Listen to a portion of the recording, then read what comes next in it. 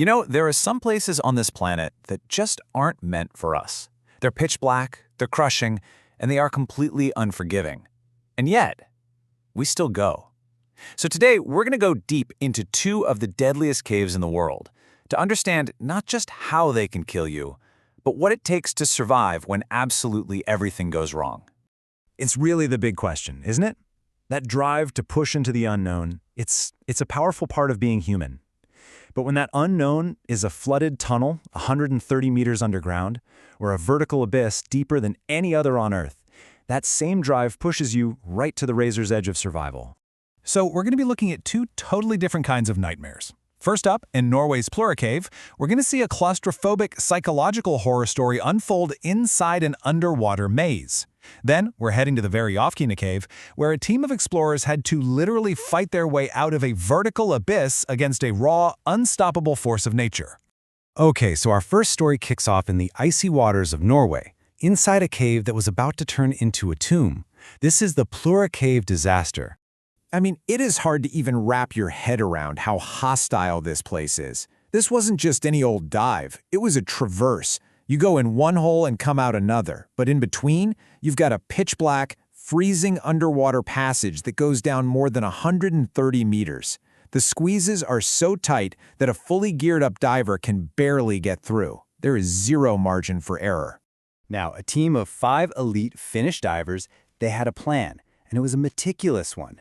They'd go in as 2 separate groups, use these cool underwater scooters to save energy, and pop out the other side 5 hours later. The plan was solid, they'd practiced, and they'd accounted for pretty much every single variable. Pretty much. And this is where it all went catastrophically wrong.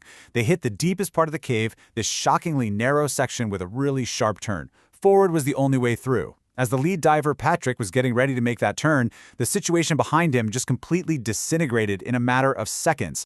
What's so terrifying is just how fast this all happened. His partner, Jari Huten, his flashlight gives out. Then his backup air tank gets snagged on the rock. At that depth, panic is an absolute death sentence. You start breathing way too fast. In the struggle, his breathing regulator gets knocked right out of his mouth. Patrick tried to get it back in, but it was just too late. Jari's lungs were already full of water. So there's Patrick, with his friend's body floating in front of him, and he knows he has to stay calm or he's next. He glances at his dive computer to see how long he'll need to decompress to avoid getting the bends, and the number it flashes back is just horrifying. 400 minutes. A 5-hour dive just blew up into a 9-hour ordeal, and he hadn't even started going up yet. But Patrick's personal nightmare was really just the beginning of the story. The second team of 3 divers who were about 2 hours behind were now swimming directly toward the body of their friend, which was completely blocking the narrowest part of the passage. Turning back meant a brutal 12-hour dive with no guarantee their oxygen would even last. But pushing past their friend, unthinkable.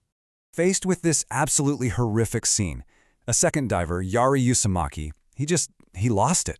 The panic set in, his breathing became erratic, and in that lethal, deep, cold water, his body just gave out. And just like that, the cave had claimed a second life. The psychological terror of this whole thing was just immense. In all the chaos, the 3 remaining divers got separated. One of them actually turned around and went back the way he came, and the other 2 pushed forward. Each man finished his desperate hours-long journey to the surface totally alone, absolutely convinced that he was the sole survivor of the entire expedition. All right, so for our second story, we're going from that tight, claustrophobic underwater passage to the deepest known cave on Earth. This time, the threat wasn't a failure of the mind, but the raw, unforgiving power of the planet itself. Welcome to Veryovkina Cave. It plunges over 2 kilometers straight down into the Earth. Okay, to put that into perspective, that's like stacking 7 Eiffel Towers on top of each other and then climbing all the way down. The fact that fewer people have reached the bottom of this cave than have been to space, well, that tells you everything you need to know. And just getting to the bottom is a whole expedition on its own.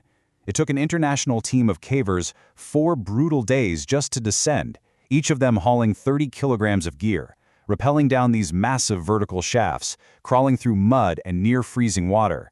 They had to set up camps on the way down, just to rest before pushing deeper. So after 6 days of successful exploring way down at the bottom, their entire world was shattered by a single sound. A distant, deafening roar that just echoed through all the passages. It was the sound of the cave coming alive. It was a flash flood. A huge surge of rainwater from the surface had found a way into the cave system.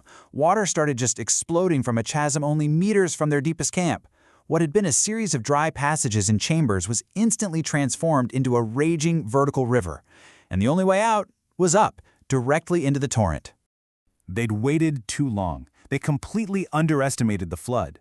That easy descent was now a distant memory. Ahead of them was an impossible ascent, a fight for their lives against the crushing force of all that water. A British caver named Robbie Schoen took the lead, and the pressure on him was just immense. He's climbing a rope, fighting against a waterfall in near-freezing temperatures. But the psychological weight was even heavier. He knew that every single foot he gained was a lifeline for the team behind him. If he faltered, if he couldn't make it, the entire team could be trapped down there forever. Their escape was a multi-day marathon of just pure endurance. After hours and hours of brutal climbing, they managed to reach a higher camp, only to be forced to wait for 20 agonizing hours for the water to go down just a little. After that, it took 4 more days of exhausting climbing and walking for the whole team to finally see sunlight again. So, let's just take a step back. We've got 2 caves, 2 disasters, but really 2 very different lessons. One is a story about human error, about psychological breakdown under insane pressure. The other is a story of human endurance against an absolutely overwhelming force of nature. When you put these 2 disasters side by side, the comparison is really stark. In Plura, the main danger came from the inside, equipment failure that led to panic. It was a psychological horror story, and sadly, it resulted in 2 deaths. In Variovkina, the danger was all external, a massive flood.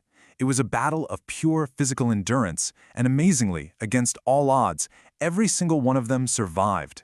Which brings us right back to that question we started with. These explorers, they push the absolute boundaries of what's possible, but they do it in places where the margin for error is basically zero. Surviving these places takes incredible skill, teamwork, and endurance. But you know what? It also takes a whole lot of luck. And that leaves us with one final question to think about. When you step into the abyss, where do you draw the line between bravery and recklessness?